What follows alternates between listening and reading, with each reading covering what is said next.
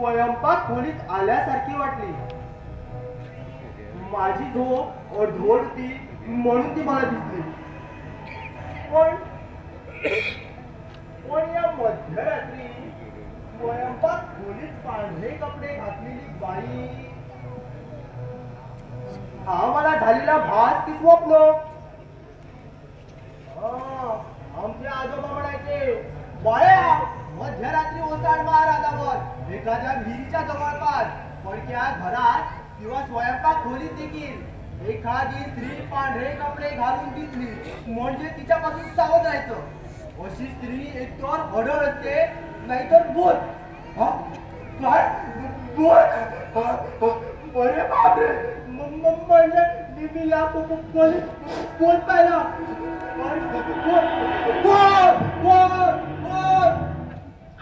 अतृप्त मी राहिले, अतृप्त मी राहिले.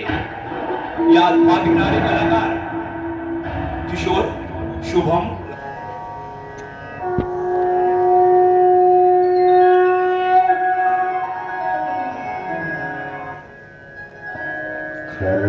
कर्पूरगौरं करुणावतारं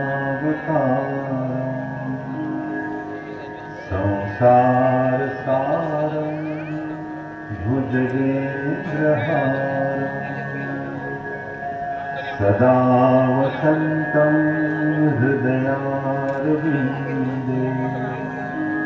भवं भवानी सहितं नमामि.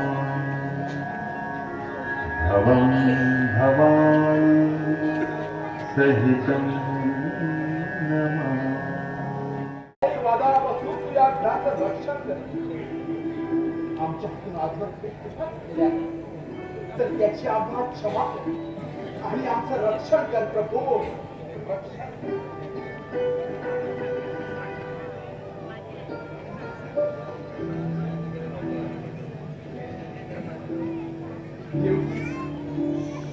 देवकी मीच अनंत अपराधी आहे ग. मला क्षमा कर, क्षमा कर.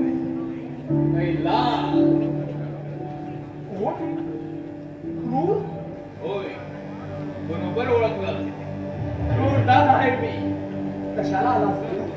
तुझ्याकडे तुझे कर्ज वसूल करायला. कर्ज?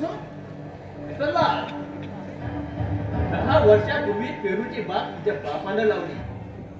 त्याला पैशाचं छत पाणी माझ्या बापानं पुरवली. त्या बापाची पेरूची बाग थोडा फुलाने बहरली आणि माझ्या बापाची पैशाची बाग पैशा विना सुकायला लागली. मला कुठेही कोणाकडूनही कर्ज घ्यायचं असेल आणि त्यांना साक्षीदार असेल तर असा गरजू माणूस माझ्या अण्णांच्या इमानदारीची शपथ घ्यायचा. माझ्या अण्णांच्या इमानदारीच्या व इज्जतच्या भांडवलावर किती लोकांनी दिनावाराने कर्ज घेऊन त्याची परतफेड केली असेल याची कल्पना तुझ्यासह या पंचक्रोशीला आहे. या तुझ्या बापाच्या इमानदारीच्या भांडवलावर संपून माझ्या बापाने कर्ज दिलं, बिना तारण बिना साक्षीनं. पण तुझ्या बापाला त्याची जाण राहिली नाही.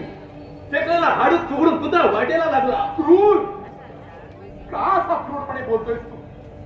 अरे इज्जतीने मेलेल्या माणसाबद्दल निदान चांगलं बोलावं माणसानं. अशी दुरुस्ती सोडून वागले म्हणजे कसं चालेल?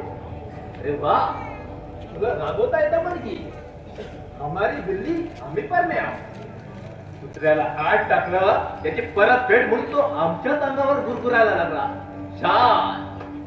या जगात राहत गडगड चालतं ते अशा कृतज्ञ लोकांमुळं. क्रूर! माझी सहनशक्ती संपत चालली आहे. जगू दे, जगू दे. तू मात्र काही बरं वाईट करणार नाही याची कल्पना आहे मला.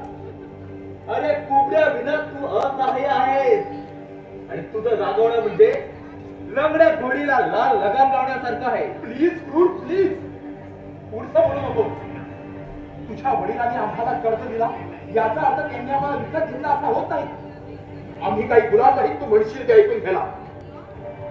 तात्पर्य तू कर्जाची परतफेड सहजासहजी करण्यात काहीच नाही. असं मी कुठं म्हटलं तू? हा कुठं म्हटलं तू? मी तुला वचन देतो, माझ्या वडिलांनी घेतलेल्या कर्जाची मी पुरेपूर फेड करीन.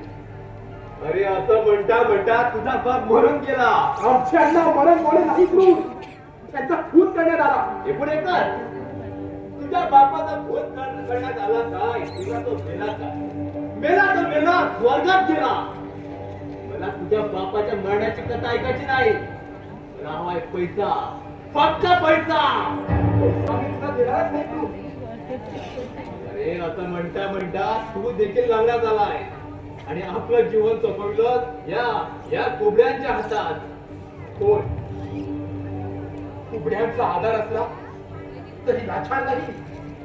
माझे 2 लहान भाऊ किशोर आणि कुणाल या माझ्या खऱ्या 2 कुबड्या आहेत. या कुबड्यांची, या आधारांची मला जोपर्यंत साथ आहे तोपर्यंत माझा भाग होणार नाही याची खात्री आहे मला. ध्रुव, ध्रुव, थांब, ध्रुव, ध्रुव.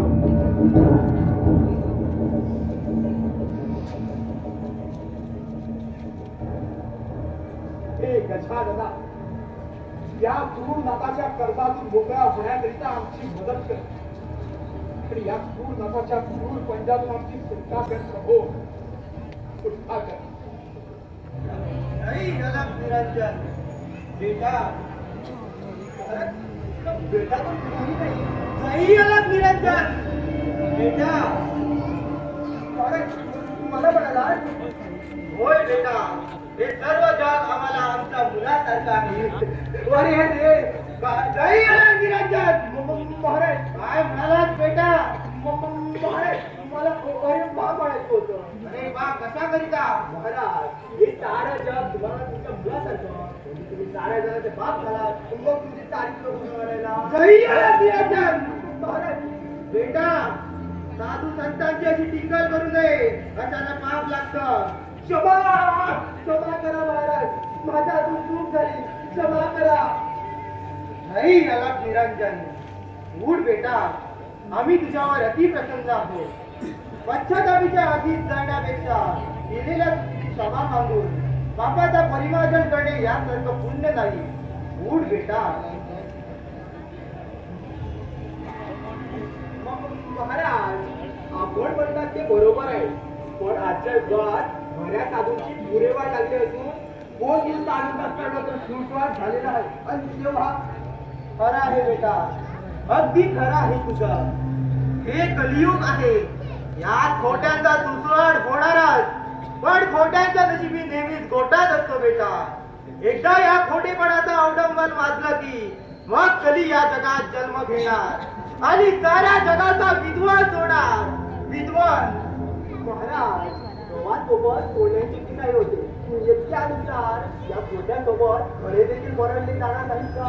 जय अलग निरंजन. नाही, सत्याला मरण नाही. या कलियुगानंतर सत्ययुग येणारच आहे. बरं महाराज, आता मला आज्ञा द्या, कारण भरती कमी पडले. वयोपास केला नाही तर मला उपाशी राहतील. बरं बेटा, जा तू आणि तुझ्या मालकांना पाठवून द्या. बरं महाराज. जय अलग निरंजन, जय अलग निरंजन, जय अलग निरंजन. महाराज, जय अलग निरंजन. बेटा, कोण तू? तुम्ही शराब भेटायला आला तोच मी कैलास खांडेकर आहे महाराज. आशीर्वाद बेटा. बसाव महाराज. नाही बेटा नाही, गाद्या गिरद्यावर किंवा खुर्चीवर बसणं आम्हाला कसं शक्य आहे? बेटा, आम्ही आमच्या आसनाशिवाय दुसऱ्या कुठेही बसत नाही. आमच्या आईची मांडी हेच आमचं आसन. मी समजलो नाही महाराज. बेटा, ही भूमी हेच आमचं आसन.